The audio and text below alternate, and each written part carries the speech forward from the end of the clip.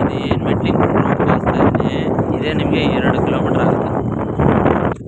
3 ಎಕರೆ 16 ಗುಂಟೆ ಬರುತ್ತೆ. ಇದು ಸೂಪರ್ ಜಾಗ ಮಾತ್ರ. ಇದು ಸುತ್ತ ಫೆನ್ಸ್ ಆಗಿದೆ. ಇವಾಗ ತೆಂಗಿನ ಸಸಿ ಕೂರಿಸಿದ್ದಾರೆ, ಅಂದರೆ ಬಟ್ 6 ಮಂತ್ ಆಗಿದೆ.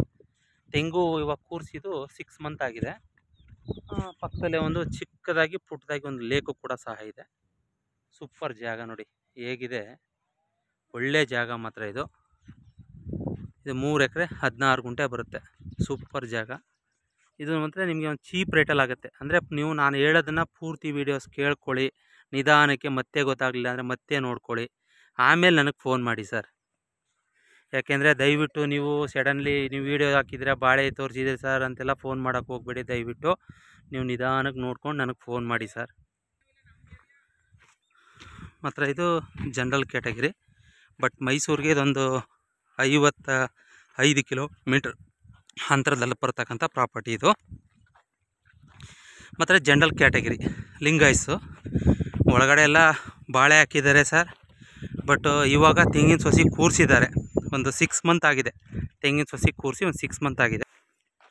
ಮೈಸೂರಿಗೆ ಇದೊಂದು 55 ಕಿಲೋಮೀಟ್ರ್ ಆಗುತ್ತೆ. 3 ಎಕರೆ 15 ಗುಂಟೆ. ಕೆಂಪು ಮಣ್ಣು, ಅಂದರೆ ಒಂದು ಬೋರ್ ಇದೆ, ಸಿಕ್ಕಾಪಟ್ಟ ವಾಟ್ರ್ ಸೋರ್ಸಸ್ಸು ತುಂಬ ಚೆನ್ನಾಗಿದೆ. ನೀರು ಮಾತ್ರ ಒಳ್ಳೆ ಹೆವಿ ನೀರು.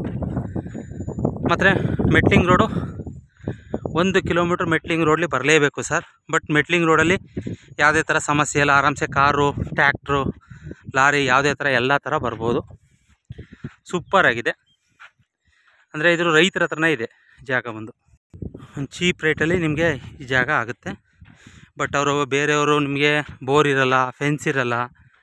ಇವಾಗ ನೀವು ಒಂದು ಬೋರ್ ಹಾಕ್ಸ್ಕೊತೀನಿ ಅಂದರೆ 5 ಲಕ್ಷ ಖರ್ಚು ಮಾಡಬೇಕಾಗತ್ತೆ. ಮತ್ತು ಡೆವಲಪ್ಮೆಂಟ್ ಮಾಡ್ತೀನಿ ಅಂದರೆ ಅದಕ್ಕೊಂದು 5 ಲಕ್ಷ 10 ಲಕ್ಷ ಖರ್ಚು ಮಾಡಬೇಕಾಗತ್ತೆ. ಎಲ್ಲ ಥರ ಇದೆ.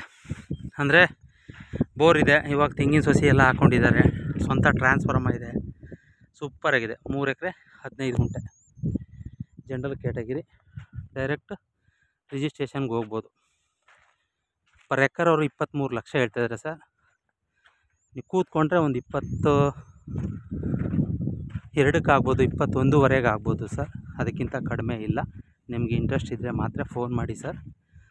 ಅನ್ನೆಸೆಸರಿ ಯಾವುದೇ ಕಾರಣಕ್ಕೂ ಫೋನ್ ಮಾಡೋಕ್ಕೆ ಹೋಗಬೇಡಿ.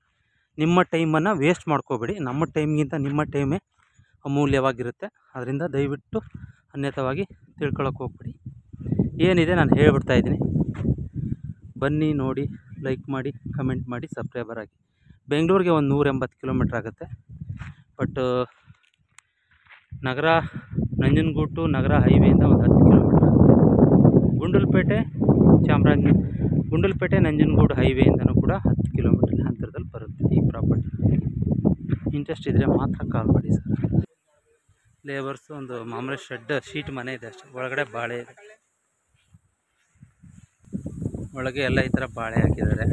ಸುತ್ತ ಫೆನ್ಸ್ ಆಗಿದೆ. ಸೂಪರಾಗಿದೆ ಜಾಗ. ನೀರು ಬಿಡೋದು ನಿಮಗೆ ತೋರಿಸ್ಕೊಡ್ತೀನಿ, ನೋಡಿ. ನೀವು ವಾಟರ್ ಸೋರ್ಸ್ ಅದು ಹೇಗೆ ಗೊತ್ತಾಗ್ಬಿಡುತ್ತೆ. ನೀರು